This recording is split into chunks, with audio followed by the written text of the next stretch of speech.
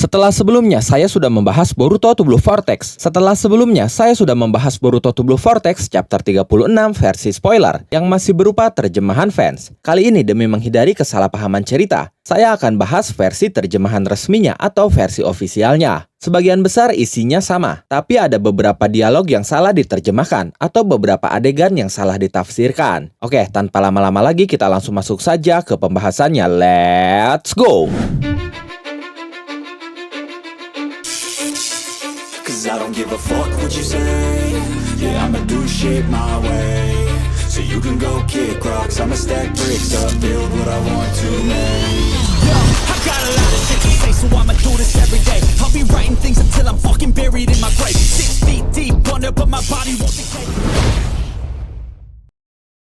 Sampul halaman chapter 36 kali ini menampilkan Amado dalam posisi berdiri sedang memegang sebatang rokoknya. Di sampul halaman itu ada sebuah catatan yang berbunyi, masa depan yang diharapkan di ujung segala strategi itu adalah. Sementara judul dari Boruto to Blue Vortex chapter 36 adalah kasih sayang orang tua. Di halaman pertama, ada sebuah catatan samping editor yang berbunyi, dengan peningkatan kemampuan sebagai umpannya, Amado mengajukan negosiasi pada Kawaki. Apa tujuannya menculik Kashin Koji? Chapter ini sendiri diawali dari kilas balik sesaat sebelum Amado meminta Kawaki untuk menculik Kashin Koji. Saat itu Kawaki terkejut mendengar rencana Amado itu. Dia berkata, "Kau ingin aku menculik Kashin Koji?" Amado berkata, "Ya, benar." Kawaki berkata lagi, "Aku tidak tahu apa niatmu, tapi beritahu aku. Rencana ini tidak akan jadi faktor penghambat dalam mengalahkan para Shinju itu kan?" Dengan tenangnya Amado menjawab pertanyaan itu. "Kau sudah tahu kan? Kau tidak perlu mengkhawatirkan hal itu. Semua ini demi putriku. Aku pun ingin menghabisi mereka secepat mungkin. Hanya saja, ada yang ingin aku bicarakan dengan Koji secara personal." Tidak lama setelah mendengar itu, Kawaki langsung sepakat. Dia berkata, "Baiklah, ayo kita lakukan. Bagaimana caranya?" Amado berkata, "Kau ini mudah percaya ya? Tidak kusangka kau akan menerimanya hanya dengan penjelasan seperti itu." Kawaki berkata lagi, "Aku hanya tidak peduli dan tidak mau tahu, asalkan kau tidak mengganggu tujuanku." "Ya sudah." Amado berkata, "Sudah sifatmu ya? Ya sudahlah. Apakah sekarang Boruto ada di Konoha?" Kawaki langsung menjawab, "Ya, dia ada di sini. Tim sensor mungkin tidak bisa mendeteksinya, tapi hawa keberadaan Otsutsuki bisa kurasakan dengan jelas." Amado berkata lagi, "Bagus, berarti ini kesempatan terbaik. Lebih baik kita bergerak saat Boruto tidak ada di dekatnya. Kalau Shinjutsu milik Koji sudah memberikan pembaruan lagi, rencana ini pasti bisa dia prediksi.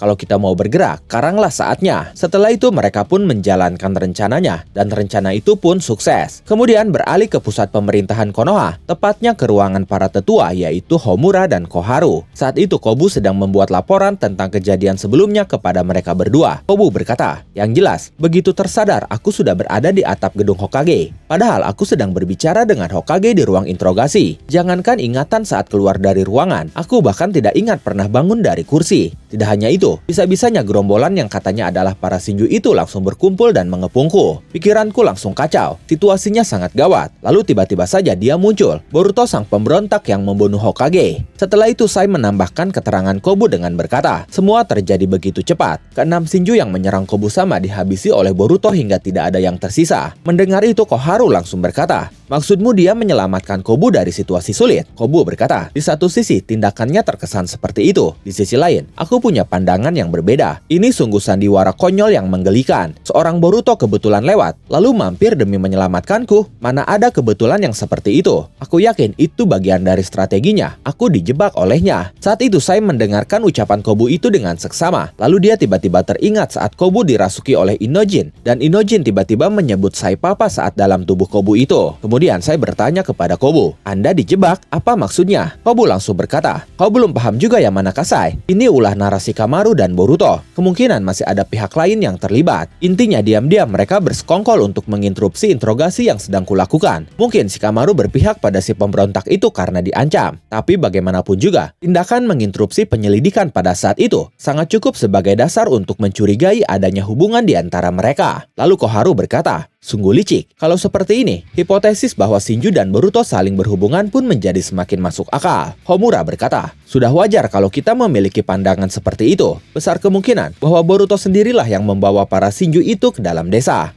Lalu Kobu berkata, masih ada motif yang belum jelas, tapi adanya hubungan di antara narasi Kamaru dan Boruto itu sendiri sudah terbukti. Mendengar itu semua, Sai cukup panik. Dia mencoba membela Shikamaru dengan berkata, tunggu sebentar, tidakkah pendapat itu terlalu berlebihan? Itu sama saja dengan menuduh ada campur tangan Hokage dalam pemberontakan terhadap desa. Kobu berkata, ya memang benar, itulah yang barusan kukatakan. Ini cerita yang sangat masuk akal. Malahan tidak ada penjelasan yang lebih masuk akal lagi. Pelaku yang membuka borgol Boruto dan membantunya melarikan diri adalah narasi Kamaru. Hanya dia yang bisa melakukannya. Pasti ada sesuatu, bukti yang meyakinkan untuk menjelaskan itu. Akan kucari bukti itu sampai dapat. Mendengar itu, Sai pun langsung terdiam dan tidak bisa berkata-kata lagi. Kemudian Kobu berkata lagi, berpihak pada pemberontak termasuk tindak pidana yang berat. Hukum yang sama pun berlaku untuk mereka yang ikut membantunya. Tapi untuk saat ini, sebagai seorang Hokage, dia harus bertanggung jawab. Aku sudah melaporkan ini pada Daimyo sama. Hanya tinggal masalah waktu sampai turun persetujuan beliau. Sai bertanya, persetujuan? Kobu menjelaskan, persetujuan untuk gugatan pemakjulan untuk Hokage saat ini narasi Kamaru. Aku yang mengajukannya. Memberhentikan Hokage secara paksa adalah hak istimewa milik Daimyo Negara Api. Begitu bukti yang memperkuat dakwaan terhadap Shikamaru ditemukan, kemudian Kobu berbicara kepada para tetua. Dia berkata, begitu bukti yang memperkuat dakwaan terhadap Shikamaru ditemukan, para tetua, begitu mendapatkan persetujuan dari kalian, sanksi itu akan segera diterapkan. Beralih ke kantor Hokage, Shikamaru sedang duduk di kursinya mengerjakan laporan, tapi tiba-tiba tim sensor menghubunginya untuk melaporkan sesuatu. Tim sensor berkata, Hachidaime Hokage, di sini tim sensor melaporkan terkait riwayat keluar masuk desa. Shikamaru bertanya, ada apa? Tim sensor berkata, beberapa menit lalu, seseorang yang memiliki data cakra yang serupa dengan Jiraiya sama terdeteksi memasuki wilayah desa. Mendengar itu, Shikamaru langsung menyadari bahwa itu adalah Kashin Koji. Dia berkata di dalam hatinya, Kashin Koji? Tapi untuk apa? Lalu tim sensor kembali berkata, sebelumnya pernah terdeteksi reaksi serupa dari anggota Kara. Kami khawatir akan adanya potensi serangan musuh. Shikamaru meresponnya dengan berkata, baik, aku mengerti. Dengar, mulai saat ini, perlakukan masalah ini sebagai informasi rahasia, dan biar aku yang menanganinya. Di mana posisi orang itu sekarang? Setelah itu beralih ke ruangan Amado. Koji masih terlihat tidak sadarkan diri tertidur di sebuah meja. Tapi tidak lama dari itu, Koji membuka matanya dan langsung menyadari bahwa tubuhnya tidak bisa bergerak karena dikekang. Bahkan tangannya pun diborgol. Koji berkata, borgol penyegel cakra ya? Kalau seperti ini, aku tidak akan bisa mengendalikan para katak. Setelah itu, Amado datang menghampirinya sambil berkata, tidak kusangka, bisa-bisanya kau selamat setelah melawan Otsutsuki Ishiki. Lama tidak jumpa Kashin Koji. Kuharap kau tidak menyimpan dendam padaku. Koji meresponnya dengan berkata, sejak awal aku sudah menyiapkan diri untuk misi itu. Aku paham seperti apa peranku. Menyimpan dendam padamu adalah hal yang absurd bagiku. Amado berkata, ya sudah, kau masih hidup saja sudah membuatku terkejut. Tapi, yang paling menarik di sini adalah Shinjutsu milikmu, Jippo. Kemampuan untuk melihat semua masa depan yang mungkin terjadi melalui pembaruan yang muncul secara random. Kau dipaksa untuk menyaksikan visi dari masa depan yang baru. Seperti itulah yang kupahami. Kau mengatakan pembaruan terakhir adalah 4 hari yang lalu ya? Itu sebelum pertarungan dengan Mamushi dimulai. Di tengah pertarungan itu, untuk pertama kalinya aku menyadari keberadaan kemampuan Jippo itu. Lalu aku memutuskan untuk melakukan ini. Dengan kata lain, ini adalah masa depan yang baru terlahir. Perkembangan ini adalah hal yang 4 hari yang lalu belum diketahui olehmu. Menurutku, kelemahan terbesar yang dimiliki Jippo adalah titik buta dalam prediksinya. Titik itulah yang aku manfaatkan dan berjalan lancar sesuai yang kuperkirakan. Kau terlena oleh kemampuanmu, Kashin Koji. Kau benar-benar masih naif. Setelah itu Koji berkata, tidak kusangka kau akan bergerak terang-terangan seperti ini. Apa tujuanmu, Amado? Amado berkata lagi, kau akan mengetahuinya dari arsip Eida. Jadi biar kukatakan dengan jujur saja. Aku melakukan sedikit modifikasi pada gelombang otakmu. Koji terkejut mendengarnya. Dia langsung berkata, apa? Lalu Amado berkata, jangan menatapku seperti itu. Aku minta maaf karena sudah mengambil tindakan secara paksa. Tapi dengar dulu, aku bukan musuhmu. Aku mengikatmu seperti ini hanya untuk jaga-jaga supaya kita bisa bicara dengan tenang. Koji meresponnya dengan berkata, tergantung apa isi pembicaraannya. Apa yang sebenarnya kau lakukan? Amado berkata, informasi yang bisa didapatkan melalui Jippo bisa menjadi kekuatan yang sangat menguntungkan bagi kita. Tapi kekuatan itu pun memiliki celah yang rentan dan bisa dieksploitasi seperti yang kulakukan kali ini. Celah yang kumaksud adalah interval antara satu pembaruan hingga pembaruan berikutnya. Kalau bisa kita perpendek sedikit saja. Selain bisa menyaksikan masa depan dengan lebih cepat dan secara berkala, menghindari bahaya pun menjadi lebih mudah. Seperti itulah idenya. Koji keheranan mendengar rencana Amado itu. Lalu Amado berkata lagi, bagaimanapun juga, aku adalah orang tua yang menciptakanmu. Anggaplah ini bentuk kasih sayang orang tua. Setidaknya seperti itulah niatku. Koji berkata, jadi maksudmu frekuensi pembaruan Jipo telah dipercepat? Amado berkata, kemungkinannya seperti itu. Perawatan dilakukan dengan gelombang ultrasonik, jadi kau tidak perlu khawatir akan adanya luka luar. Dengan kata lain, otakmu jadi lebih aktif dari sebelumnya. Ya, mungkin ini hanya sekedar upaya untuk menenangkan diriku. Aku hanya ingin melakukan apa yang aku bisa. Koji, coba lihat itu.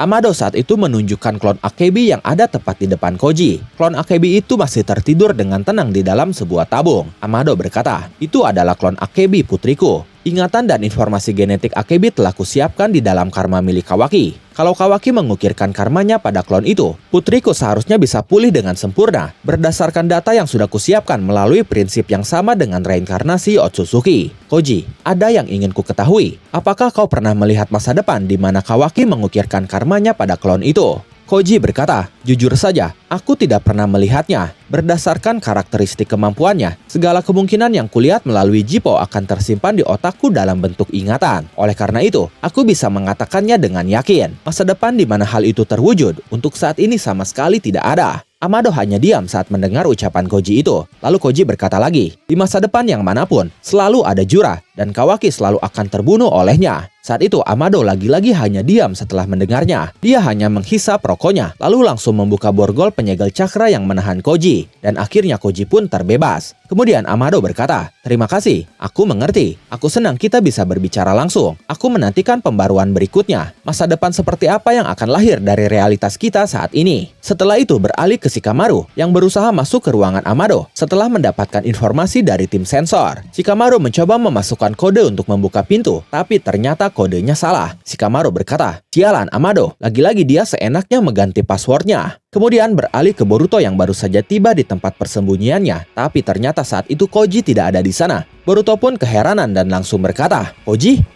Lalu tidak lama dari itu, muncul asap di hadapan Boruto, di mana itu ternyata adalah Koji yang muncul menggunakan Gyaku Kuchiyose no Jutsu. Setelah melihatnya, Boruto langsung bertanya, oi, ada apa? Apa tadi terjadi sesuatu? Koji berkata, ya, kita bicarakan itu nanti. Setelah itu Koji menghubungi Inojin melalui kataknya. Dia berkata, Inojin. Inojin terkejut mendengarnya karena tiba-tiba saja dia dipanggil. Inojin berkata, membuatku kaget saja. Ada apa? Saat itu Koji meminta Inojin untuk mengaktifkan Shindenjin no Jutsunya. Lalu Koji menghubungi Eida dan Shikamaru. Dia berkata, Eida, ini Koji. Lalu Shikamaru, apa kau bisa dengar juga? Shikamaru menjawab, ya, aku bisa mendengarmu. Ada apa sebenarnya? Apa yang Amado lakukan? Koji berkata, itu yang akan kita cari tahu. Eida, aku ingin kau amati gerak-gerik Amado hingga 1 jam ke depan. Mendengar itu Eida langsung berkata, tunggu, jangan seenaknya memerintahku, membuatku kesal saja. Koji berkata lagi, Eida, ini hal penting, hanya kau yang... Saat itu, Koji tiba-tiba menghentikan ucapannya. Bola matanya pun berubah menjadi putih seluruhnya dan dia pun terjatuh lemas. Boruto yang ada di sampingnya langsung memeganginya. Dia berteriak, Koji!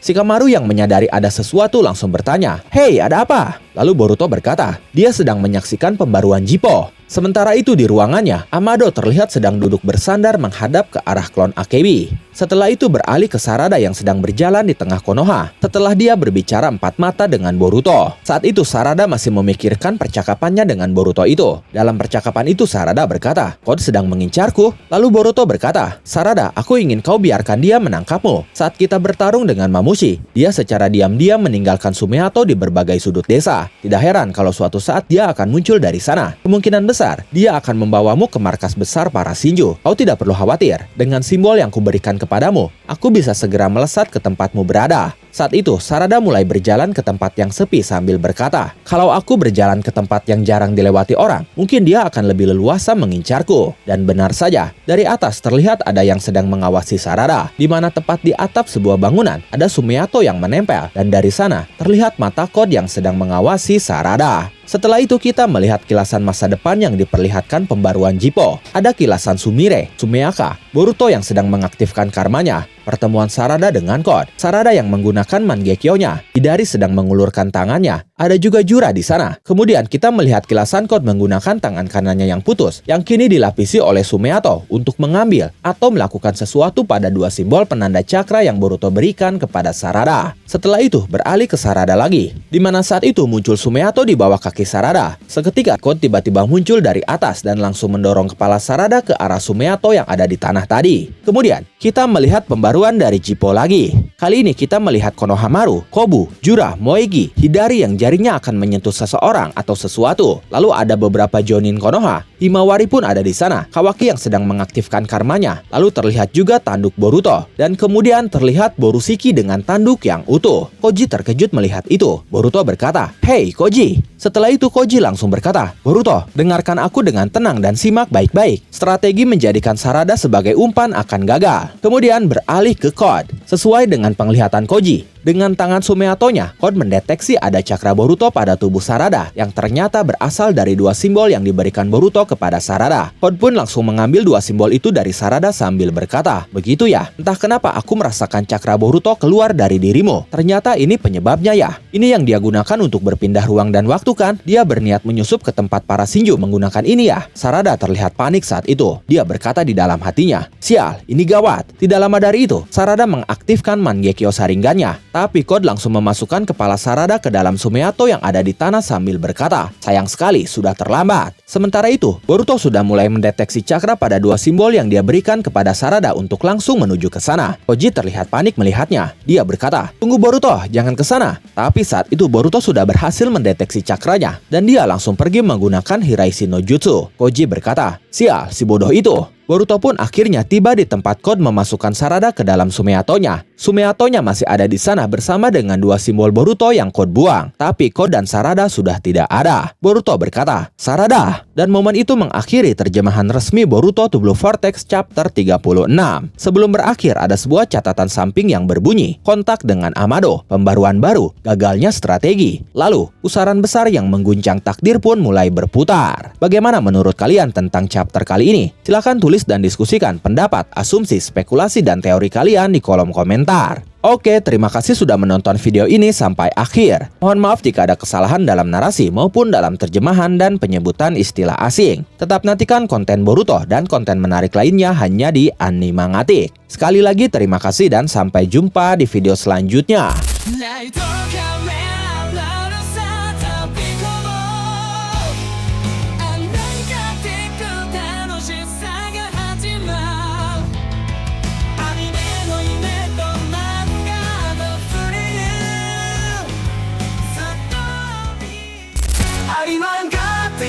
バイブスを感じて